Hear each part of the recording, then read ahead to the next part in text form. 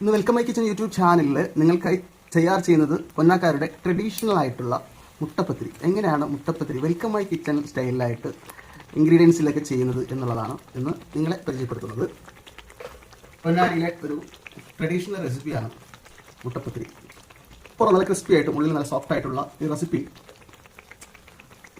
Welcome my കിച്ചൻ്റെ full video കാണാൻ വേണ്ടിയിട്ട് നിങ്ങൾ ലിങ്ക് ക്ലിക്ക് ചെയ്യുക. ഓക്കെ, നമ്മുടെ നാട്ടിൽ പൂരി പോലെ അല്ലെങ്കിൽ നല്ല ബജി പോലെയൊക്കെ ആയിട്ട് ഏർലി മോർണിംഗിൽ പൊന്നാനിയിൽ ഉണ്ടാക്കിയെടുക്കുന്ന ഈ റെസിപ്പി 3-4 മണിക്കൊക്കെ ഏർലി മോർണിംഗിൽ തയ്യാറാവും.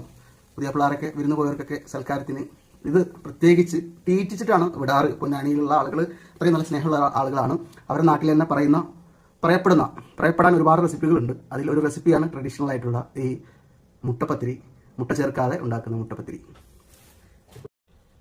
പുറമെ നല്ല ക്രിസ്പിയും ഉള്ളിൽ നല്ല സോഫ്റ്റ് ആയിട്ടുള്ള പൊന്നാക്കാരുടെ ട്രഡീഷണൽ മുട്ടപ്പത്തിരി കണ്ടോ.